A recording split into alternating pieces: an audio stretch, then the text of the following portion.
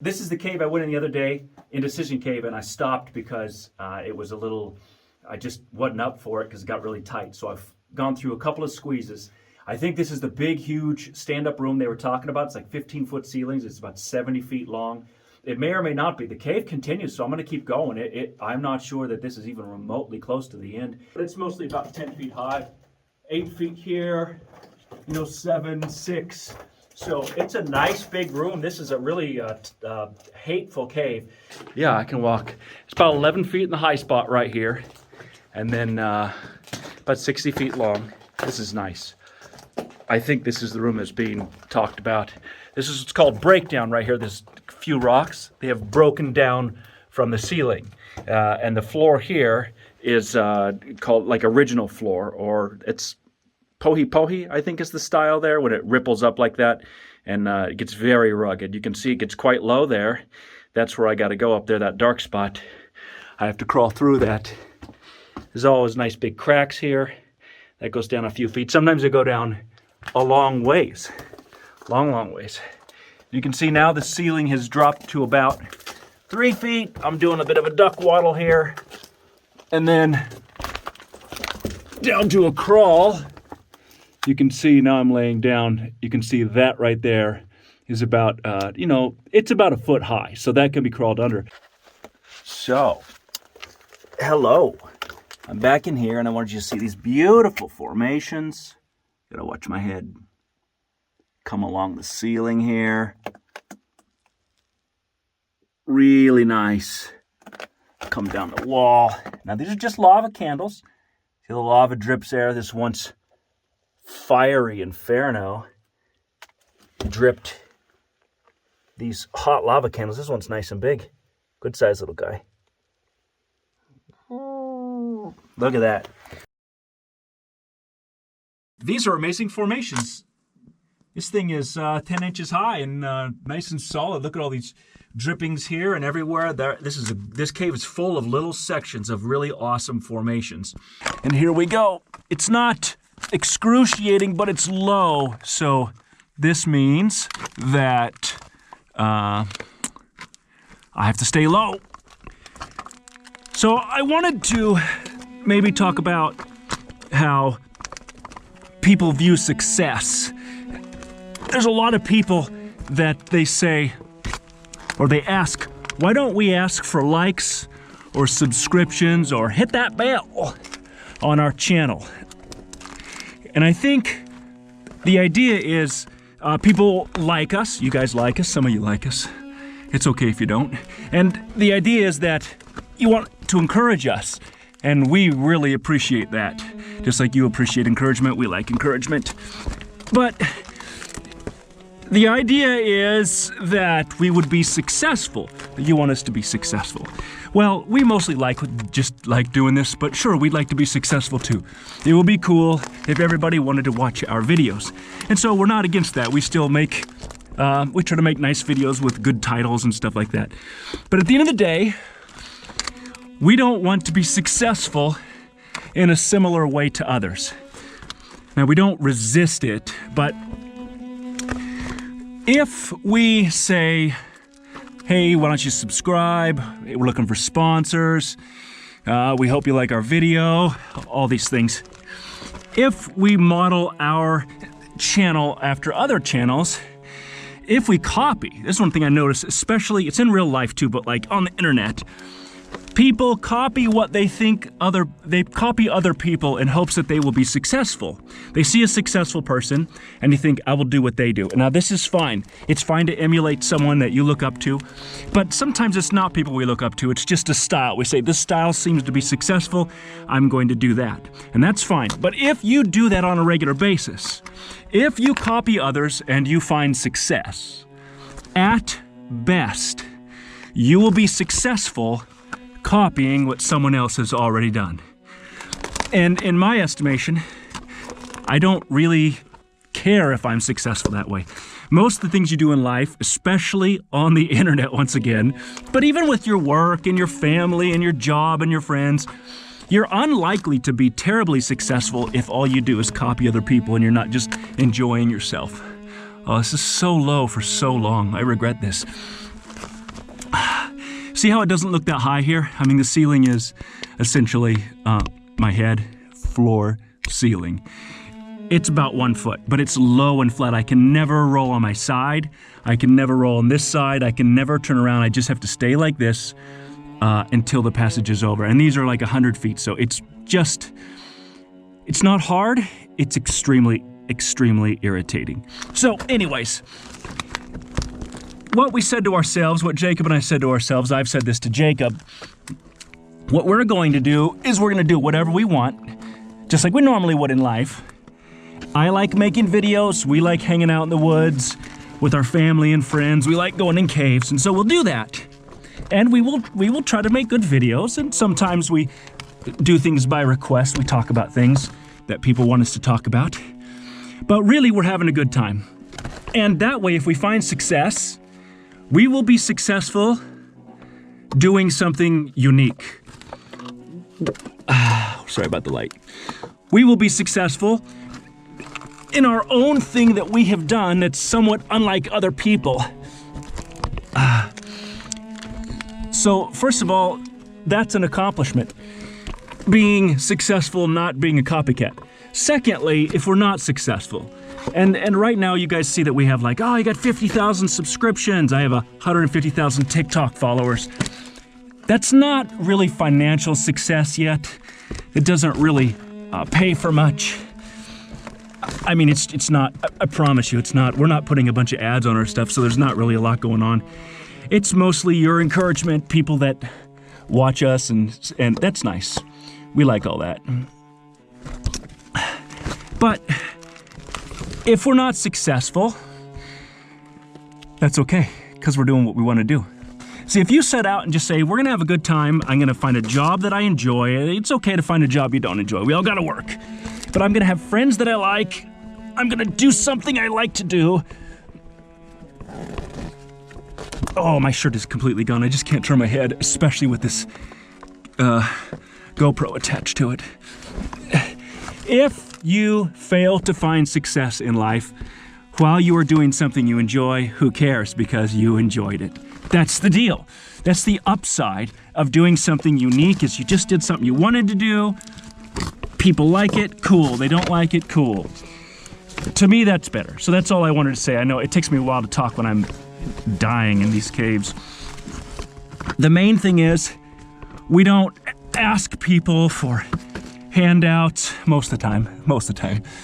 We don't beg for subscriptions and likes. Not because we don't want them, but we just don't want our channel to be like other channels. We don't want to come on and give you a 5-minute speech. We just want a cave. And if people like it, then that's awesome. And if they don't, that's awesome too, because we like it. So we will always have a success in having a good time, living the life we want to live, having the friends we want to have, talking to the people we want to talk to, answering the comments we want to answer, and we do it. You know the old, I did it my way, the old boomer song. But there's other songs like that too, modern ones, I just can't think of them. Anyways, so do what you want, but know that if you find success, so I'm sorry to reference TikTok, but on TikTok I see a lot of people doing this. I have a nephew, I have 3 nieces, and they are often, they're gonna watch this. I talk to them about this. They see older kids or popular kids, famous people doing certain things to get that fame. So they think, this is what kids think, young people think, I'll just do that. This is part of my shirt right here. I will do that thing that other people did, and then we'll see how that works out. Well, it's unlikely that you're going to be successful because somebody else is probably doing it better already. You can do it way better, but that's still very difficult. Popularity like that is so random anyways. More random than you think. And then if you were successful, if you found success copying popular people, then you're just still successful based on what they are doing. I don't even, I'm grumpy, but I don't even like channels that they do documentaries, but they're using other people's lives and scenarios, and You know, we all have popularity based on something that happened to somebody else. Thank goodness this is opening up. I think part of our channel's popularity is due to John Jones. But there are people that all they do, popular channels, is talk about mysteries and haunted houses and terrible outdoor scenarios where people died. And that's cool, but they're sitting at their house, they're not doing anything. They're finding success from other people's hard work. We have people that ask to sponsor us. We have that now almost every day. But what they want is they want us to run an ad on our channel. Hey, buy this toothbrush, buy these flashlights. And to me, first of all, it's lying to your viewers if you're sponsoring something that you don't actually think is good, or you're sponsoring because someone paid you. And by the way, the money's not great. Just so you know, sponsorships are between like 100 and 500 bucks for certain commercials. Sometimes they'll give us free stuff to mention it. We tell them you can give us free stuff, and if we like it, we may mention it. But so far, no one's bid on that. They want to pay us to tell you to use their product. But once again, I just don't want that to be what our channel is like. I don't want to have that. I just don't want our YouTube channel to be sponsors. Look, if somebody comes and they offer me $1 million, I will lie through my teeth. But I don't want a channel that's full of ads and sponsors and like this and subscribe to that. And maybe that's just my generation. Jacob would probably do that stuff. And we may do that in the future, and we every once in a while you hear us do that. I mean, technically that's what I'm doing now. But most of the time we just leave it alone. You know, we're caving, we're having a great time. We're successful not because, look, I appreciate that you watch it, but that's not why we're successful. We're successful because I get to go caving with my family and friends. I get to hang out with my nephew. Even my nieces come along sometimes. I get to travel. We get to explore parts of the world nobody else is. In a way, a lot of people hate this. They get mad at us. They don't even know I love that when they get mad. I love it when people get upset. Oh, you're down there, you're gonna die. I'm like, yeah. We're trying, buddy. We're trying. We're just not really afraid. It never occurred to us to be afraid. You can see how far I've crawled here. I've just been recording the whole time. It's not been so super painful, but I'll show you something cool. I think you can see this from there. Okay, my shirt is like 8 feet long now. I like to just leave it, although it does get dangerous at some point. This is my shirt. Some of it anyways. It's the sacrificial shirt. Okay. Oh, that was only 13 minutes. That's a good crawl. This has only taken a couple hours. It's just really awful. Again, right? GoPro doesn't sponsor us. GoPro's not the only camera we use. I have other cameras I use. I have a little Sony. I have a Canon. And it just depends on what we're doing as to when I use it or for what I use it for. You know, GoPros don't have much of a zoom or anything, and we do like to do that in the cave. The new GoPros, I will tell you this, if you're gonna buy a camera, the new GoPros, like the 9s, they have way better sound, way better image stabilization, they have way better contrast holding. It's just a much easier camera to use. We don't use much audio off the camera anymore because it's unnecessary. However, sometimes the audio just fails in the GoPros. If you're only using one system and that system fails and you've done something important, you're gonna regret it. But, you know, that's life. Anybody who takes video knows that there's just gonna be failures and disappointments. Okay, so this is the back of Indecision Cave, or somewhere.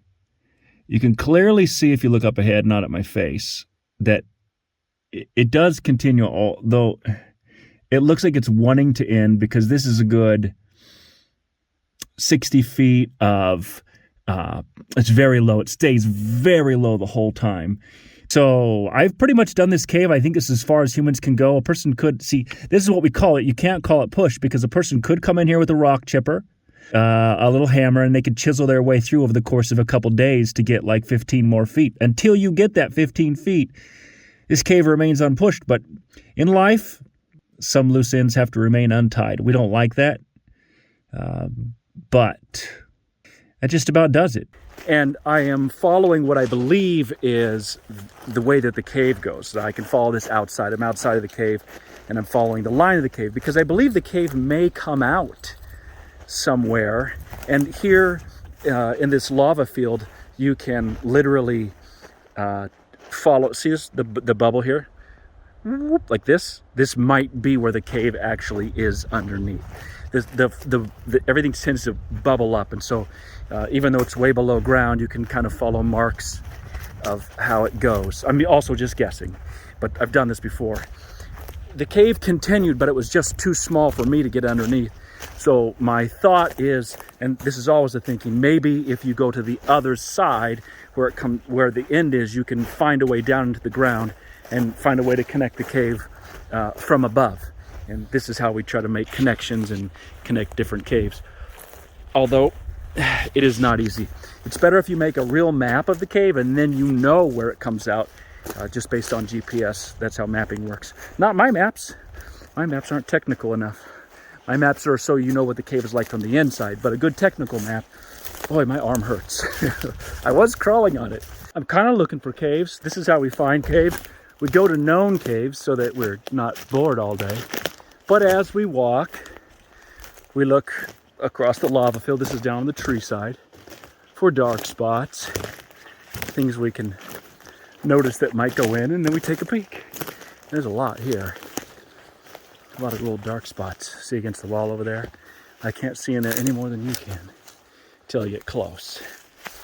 And they're usually nothing, but sometimes there's something. I think I've looked in these before. That's nothing. This is definitely something, but looks like just a big tree cast. It's been dug out. This might be a bear pit. No, it's just a tree cast hole, see? Nasty too. Well, bear might have used that. They do use those. We have to guess if we think that that might go somewhere, because sometimes you can't tell till you really stick your head and crawl through them. So I just have a better idea of what is what and what isn't. You can see there's a hole. Pretty fun to look into.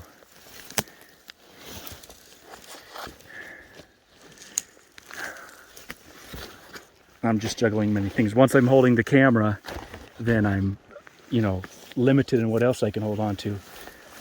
I have my gear. You can see there's nothing in there, but it's fun to look. There's another dark hole over there, right in the mid-screen.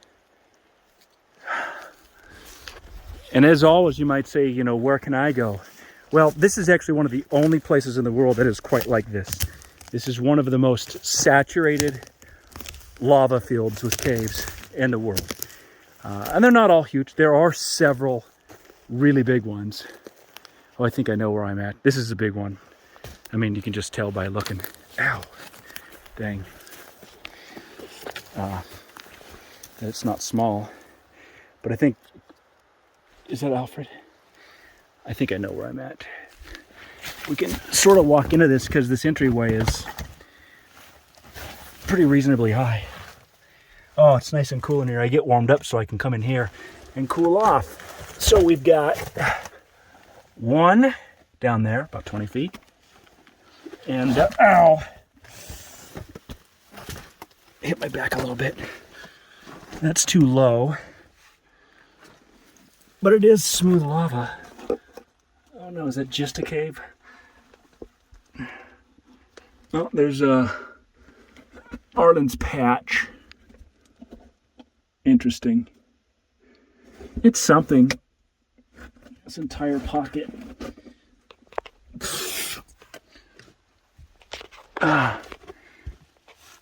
Well, I hope I can stitch all these together and it becomes interesting, because I got a lot of this nonsense footage today. This is why we hadn't taken a lot of video before. It's just a lot of little bits and pieces, but now we're just trying to do it at least for the second channel. Anyways, trying. Okay, more of this. I keep finding cool stuff. Again, this lava field is very special. This seems to drop down in. I don't want to drop into a bear hole, but, you know, I also kind of do. I guess it'd be better like this. I'm always happy to find stuff. This is just kind of an area that hasn't been explored too much. I'm standing in the hole here. See, in the hole, and then down, down, down, down, down. Oh, yeah. Really nice. Check it out. That's the double tree cast. I bet that's what that is. Pretty cool. Double for your money. Oh, I can't zoom in this mode. And then on the other side, I think that's about it. It's a nice double tree cast. Do I want to crawl that out? Not really. Let me take a picture of this though. I'm in a cave. Check it out. This should be fun. So, tree cast. Whoop. See how it goes through. It's about 10 feet. But also, gotta go down. I'm sitting in a pocket of the air is so cold. And I didn't have my caving gear on. But I have my light. So I'm dropping down in here. Dropping, dropping, dropping, dropping, dropping, dropping. Now that's a tube. I make sure my feet aren't in anything terrible. Oh, well, they are. Okay. There's your tube there. Turn this one off and turn this one on. Ooh, that goes a long ways down in there. I mean a long ways. It's like 60 feet. There's some nesting materials in there. So something lives in there. And then if I sit up, which I'm going to do,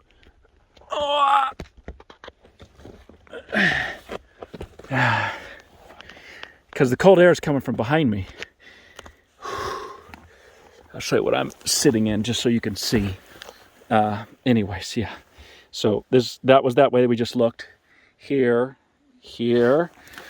and then this way. I'm going to look in there. It may just stop, but it feels like there's a draft. Oh, yeah. Nice big tree cast. I don't think it goes anywhere, but let me surmise. Yeah. Nice big couple of tree casts. This is a long one. Where's the draft coming from? I'm going to close this off and take it. So I see this hole, but I can also feel cold air blowing. So what I do is I stick my little gumdrop's head in there. And yes, I'm going vertical, kind of, right? I am face down, but I can see that it's not that far, so I can get in there and turn around. But the draft is so strong, I just wonder if it's just super cold air in here or if it goes through.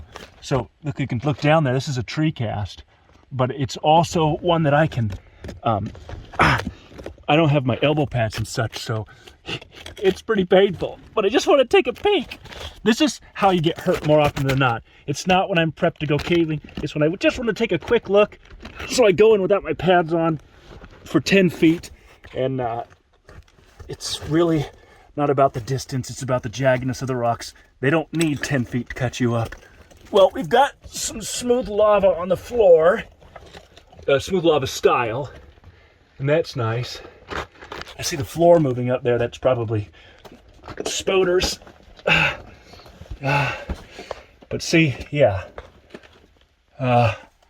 Neat. So I'm going to crawl through here. Oh my goodness. This really hurts my elbows. I mean, the pain is just way different if you don't have your equipment. You need to have your equipment. Don't be dumb. Also trying to do this with my phone, which is just, it's fine. It's just hard to hold like this. Look at my shirt. My beautiful shirt from the previous cave I did. We'll do it this way for a second. Boy, the draft is still really strong here. So that's awesome. And again, it's warm outside, so sometimes that's all it takes. Warm outside, cold air inside, and that's enough to create a really strong draft. And I think that's all it is, because I don't see any way that this goes on. But there is some neat formations here. I'm going to switch. How convenient. this little guy here. That's pretty neat. It probably moves. It does. So look at this thing.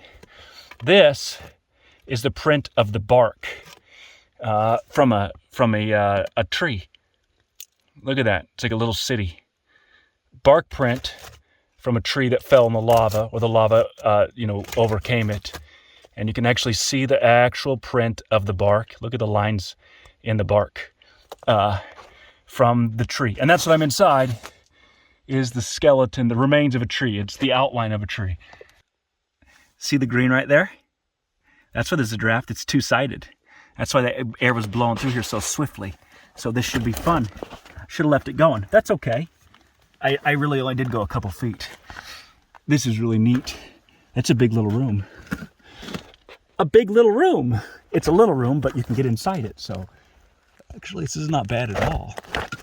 And it also seems to go that way. I'm doing my best. Uh-oh, listen to this. Part of the cave falling. Oh, wow. This is a nice mess. Excellent. And it goes under. And look at this. This is pretty good size. And it goes down. I'm in some kind of big old pit here.